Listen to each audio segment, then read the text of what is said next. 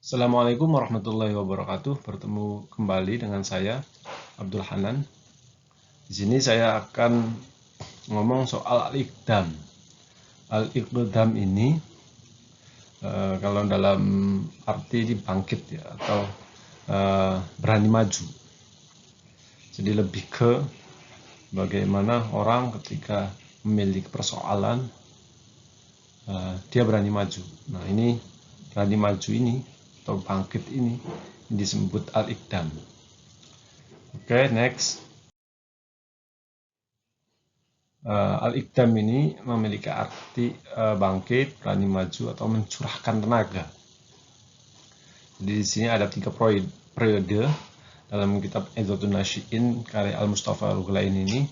Beliau mengibaratkan al-iqdam pada masa salafus soleh, khalaf, dan abad ke-21 ini seperti apa. Ini dalam Salafus Soleh, beliau mengatakan bahwa masa Salafus Soleh ini banyak orang menghormati mereka. Karena Salafus Soleh ini orang yang berani mengorbankan himmah atau cita-cita. Kemanfaatannya itu untuk diri dan untuk bangsanya. Jadi kenapa masa kejayaan Islam di Salafus Soleh ini begitu terasa hingga hari ini, karena keberanian mereka akan kobaran himmah, cita-cita, itu bukan hanya untuk diri tetapi untuk bangsanya. Akhirnya mereka ini dapat mendapatkan keagungan yang luar biasa. Orang yang mendapatkan keagungan, harkat martabat yang tinggi, tentu tidak instan, tentu tidak dengan cara-cara yang mudah, tetapi dia harus bisa menaklukkan rintangan-rintangan yang sulit, yang mengatasinya. Jadi rintangan-rintangan yang sulit untuk mengatasinya, Salafus Soleh ini terus bergerak dan terus maju, tidak peduli dengan tembok yang besar dan yang tebal. Akhirnya mereka mendapatkan keagungan. Nah, di masa kholaf ini terjadi kemunduran. Yang awalnya Salafus Soleh ini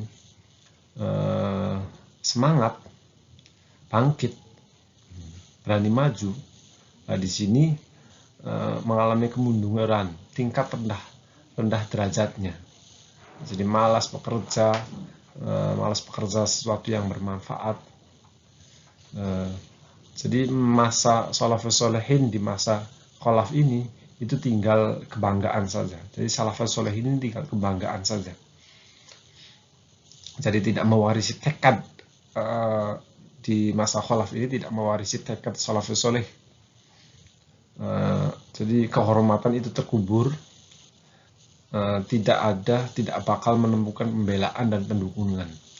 Itu yang disebutkan dalam kitab Idhatun Nasyi'in. Di abad ke-21 ini kita abad postmodern. Di sini ini masih tekad Salafus Saleh ini belum muncul. Ini masih mewarisi kemunduran dalam segala hal. Ini kalau dalam Mustafa Al-Ghulain ini mengatakan kelapan yang dalam dan tetap pada tempat kemunduran yang dalam. Nah, Mustafa Al-Ghulain ini kan muncul atau karyanya itu pada abad ke-20, abad modern. Jadi seakan-akan Mustafa Al-Ghulain ini bisa meramal. Padahal dia bukan hidup di abad ke-21, tapi dia mengatakan kelelapan yang dalam dan tetap pada tempat kemunduran. Maka segala keterpurukan ini segala macam keterpurukan ini seperti debu yang ditebarkan, diremehkan dan dihinakan. Nah, umat Islam itu saat ini kan tidak begitu muncul ya, yang muncul itu Barat dan Eropa. Maka kita itu sekarang ini di masa di mana Islam ini masih diremehkan, masih dihinakan. Dari asalnya, kalau asalnya itu diagungkan, dihormati, kobaran himmah itu menghiasi cahaya-cahaya dunia, hari ini kita mengalami kemunduran, bukan malah bangkit, tetapi tidak mau bangkit. Kalau bangsa-bangsa yang di masa soleh Eropa itu diremehkan, dihinakan, ini kebalik ya, jadi kebalik. Bangsa-bangsa yang bangkit ini bangsa dengan bermacam-macam harapan. Al-Mustafa Al-Ghulaini seperti itu. Jadi kita ini sedang mencari bentuk di abad ke-21 ini, mencari bentuk harapan kita, identitas kita ini apa? Kita mau bergerak di mana? Di sektor sains teknologi kita kalah, di kancah dunia kita sudah tidak diperhatikan lagi. Ini kan sudah di bangsa-bangsa yang dulunya terpuruk, sekarang bangsa-bangsa itu bangkit. Yang Islam dulunya jaya, selain Islam sekarang sudah mulai bangkit, mulai jaya. Nah, karena di situ ada harapan-harapan. Nah, Islam mungkin harus memunculkan isu baru tentang harapan-harapan ini agar kembali seperti di masa salafus soleh.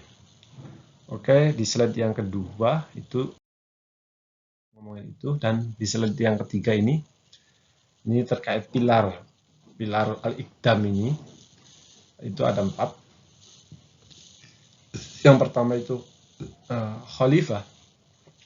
Jadi khalifah di sini yang dimaksud Al-Mustafa Al-Ghulaini ini, seluruh manusia adalah wakil Tuhan. Itu khalifah. Jadi siapapun manusia ya wakil Tuhan.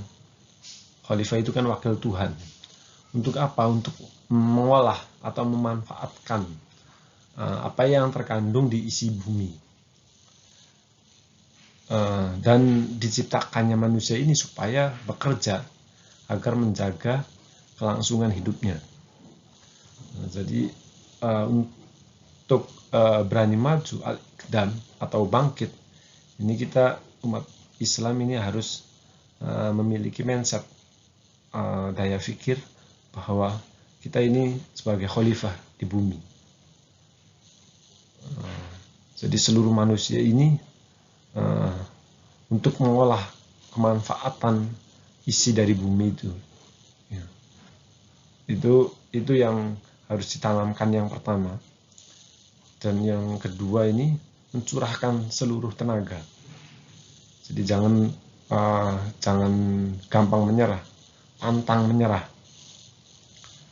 Nah, jika tidak bangkit, kata Al-Mustafa Al-Ghulaini ini, jika tidak bangkit, sudah ada kain kafan yang tergelar dan kuburan yang sudah tergali. Bangkitlah, kata Anu. Wahai umat, bangkitlah. Yang suaranya menggelegar kanan kiri agar hidup bangsa ini. Nah, ini kata-kata yang bagus ya. Karena Mustafa Al-Ghulaini ini dari karyanya ini bisa bisa mengusir penjajah. Kemudian terkait bangkit ini pilar yang ketiga agar kita berani maju itu hidupkan kembali kemuliaan yang jatuh terposok, terpleset ke bawah. Kita ini di masa kita seperti terpleset atau terprosok ke jurang yang paling bawah. Kita harus menghidupkan kembali kemuliaan-kemuliaan yang ada, yang seperti di masa salafus soleh, yang di mana di situ karya-karya itu banyak. Jadi Imam Ghazali itu kan beribu-ribu jilid ya karyanya. Itu kan ngeri ya. Nah, kalau kita umat Islam hari ini, siapa yang memiliki karya-karya yang banyak? Enggak, ya kan? Kemudian di sini kita harus berani maju. Jadi yang menggoncangkan germegah hingga menggoyangkan gunung-gunung. Berani maju itu, beraninya itu yang menggoncangkan atau menggeremegah hingga menggoyangkan gunung-gunung, kata Mustafa Al-Ghulaini gitu. Nah, berani maju itu di kehidupan real dan di kehidupan virtual. Nah, ini sebagai tambahan saja. Jadi bukan hanya di kehidupan real, tapi di kehidupan virtual juga kita harus berani maju. Berani maju ini seperti apa? Yang ya seperti yang ganas menjadi lembut, seperti macan yang garang jadi anteng, yang liar jadi penurut. Sebelum penjajah menggertak, maka kita tidak menemukan bencana yang memalukan, walia yang memalukan, ya walia umat yang memalukan. Jadi jangan sampai adanya semakin dunia teknologi sains semakin memudahkan manusia, kemapanan itu semakin terwujud. Ini menimbulkan kemalasan, terus mengantuk dan tidur. Ini kan bahaya ya kalau sudah lemas gitu. Jadi bangsa yang hidup ini, kata Mustafa Al-Ghulaini, yang berani seperti majunya singa yang gagah berani, terus bangkit hingga menggoyahkan gunung-gunung. Nah, ini karenanya Mustafa Al-Ghulaini dalam bagaimana menghidupkan ruh, akal dan jiwa agar seluruh elemen masyarakat itu bersama-sama bertanggung jawab untuk memajukan bangsanya, untuk memajukan umat Islam, bukan hanya di kehidupan dunia, di kehidupan real, tapi di kehidupan virtual juga. Oke, itu saja. Dan slide yang telah akhir ini, terima kasih sudah menonton. Jika ada pertanyaan atau hal yang kurang mengerti, silakan tulis di kolom komentar. Jangan subscribe, like, dan share. Wassalamualaikum warahmatullahi wabarakatuh.